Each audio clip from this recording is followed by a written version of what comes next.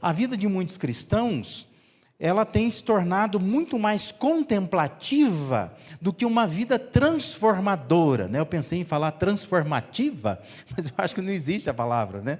Então, assim, a vida de muitos de nós tem se tornado muito mais de contemplação do que de transformação. E isso tem sido um problema, porque com isso, muitos são apenas observadores do que Deus já fez. Então, a gente vem para a igreja, a gente fica olhando para as Escrituras, a gente fica cantando músicas que falam do passado, do que Deus fez no passado. E a gente passa, então, a contemplar isso. E nós não somos participantes do que Deus ainda está fazendo nos dias de hoje. De modo que a gente começa simplesmente a olhar para o que Deus fez e achar maravilhoso o que Deus fez. E contemplar isso, e glorificar a Deus por conta disso. Mas nós não estamos participando de mais nada, a gente só está olhando, nós viramos plateia, não é público. E nós não somos pessoas que estão interagindo com Deus e participando com Deus naquilo que Deus está fazendo. Estamos apenas contemplando, observando quem Ele foi, admirando o que Deus fez, o que Jesus fez, mas não estamos experimentando uma vida transformada.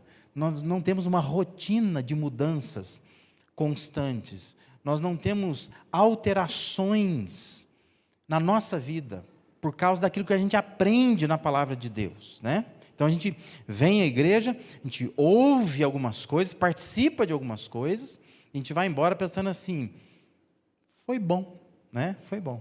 A gente faz uma avaliação daquilo que aconteceu, sem pensar se isso vai afetar a nossa vida ou não vai afetar a nossa vida. Então, comparando com o povo de Israel, nós precisamos nos movimentar em direção à terra prometida. Lembra que Israel sai do Egito, vai para a terra prometida e faz então um movimento.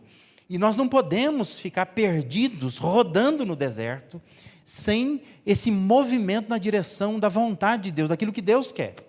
Quero te lembrar que o apóstolo Paulo, lá em 1 Coríntios capítulo 10, ele fala sobre isso, e ele diz isso, né, que nós podemos ficar prostrados no deserto, entre o nosso Egito e a nossa terra que emana leite e mel, por falta de mudança, de alteração. Por isso que, entenda essa noite, mudanças são importantes, porque elas modificam a nossa caminhada.